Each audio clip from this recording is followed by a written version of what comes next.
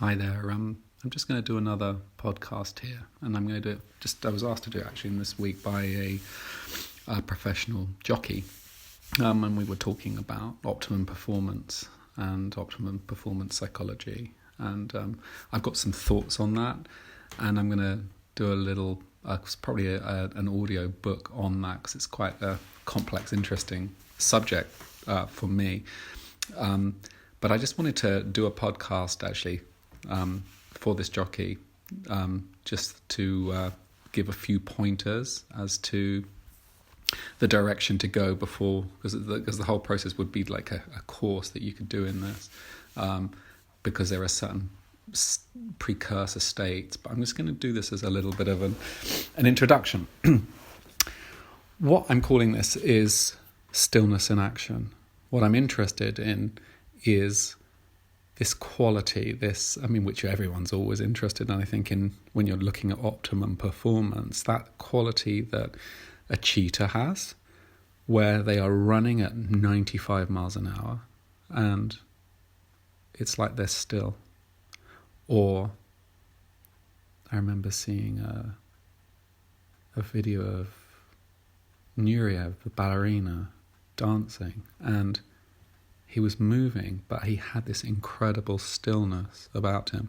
So when you see the very top performers, I think, of any sport, when they're actually totally on game, when they're absolutely at their best, it becomes effortless, absolutely effortless. And for me, there is a quality of stillness about their performance. I remember feeling it in different situations. Like I remember being at Charlie Hayden, who's a jazz, God rest his soul.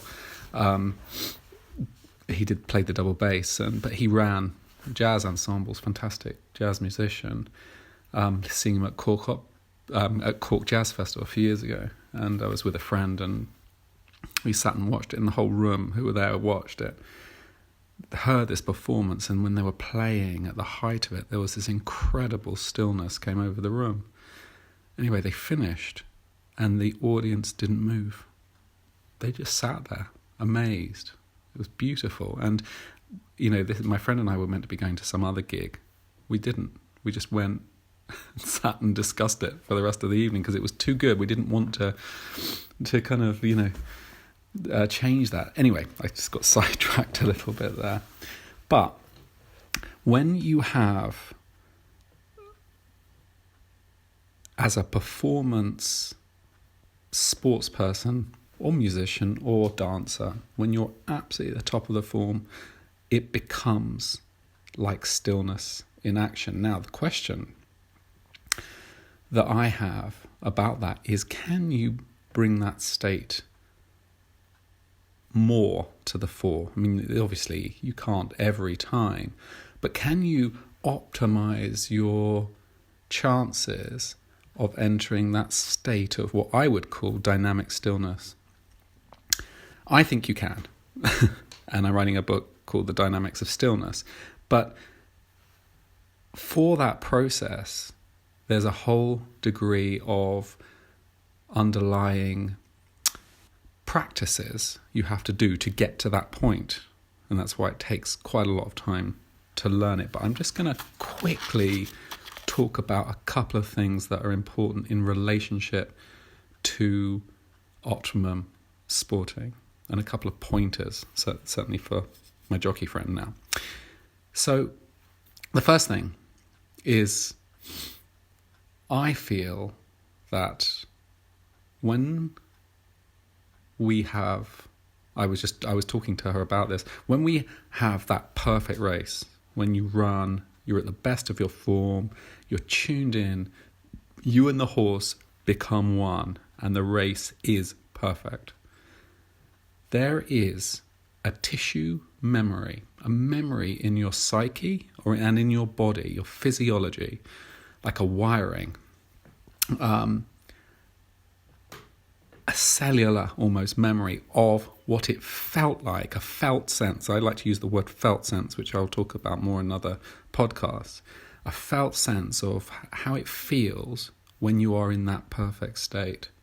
So part of my discussion on setting yourself up for a performance is doing that, is reminding your memory, bringing that felt sense memory, that feeling memory of what it felt like when you were in absolute optimum performance, when you were actioning from stillness.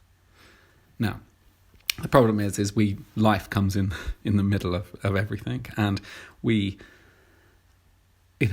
distracted, we're not feeling right, our body feels a bit whatever, we're a bit sad, we're a bit whatever, life gets in the way. So we can't be at this kind of optimal state where all the conditions, the wind is in the right direction, the astrology is correct, our body is optimal, we've eaten perfectly, we've detoxed, we've just had a treatment or whatever, we're on it.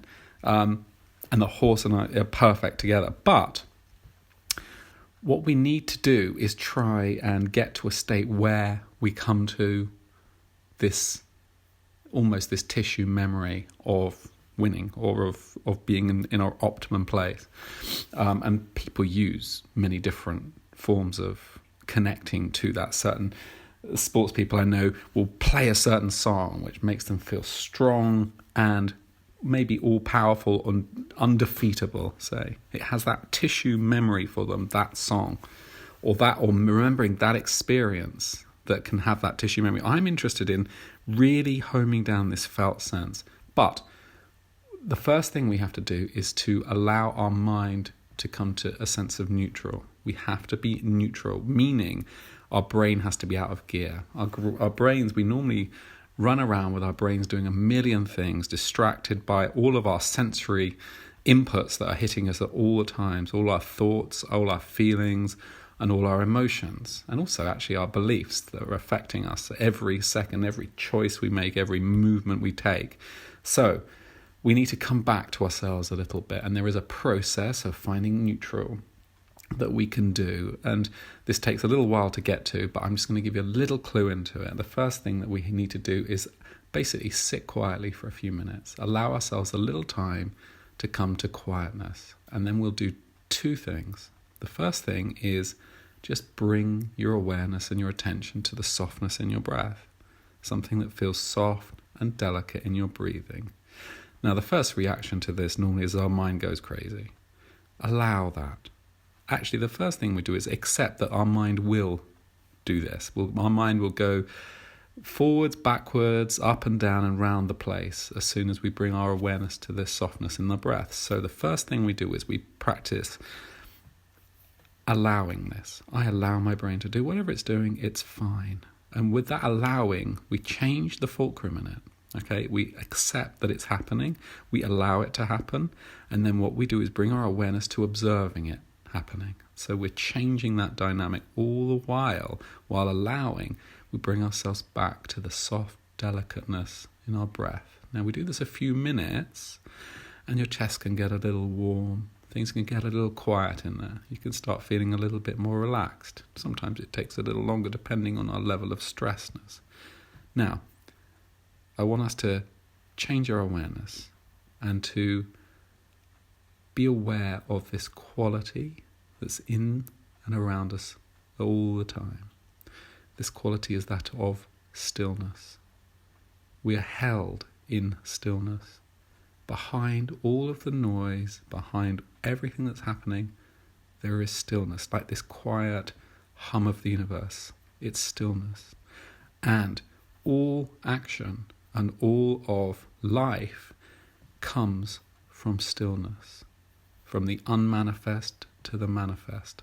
So if we go back to this point of stillness, and it's very important with Optimum Sports to connect with this stillness, because then we have the pure action. We can act purely and cleanly and precisely like an ultimate swords person, from stillness.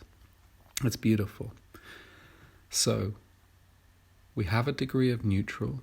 We're tuning into the quietness of our breathing, and we're feeling the stillness that's in and around us.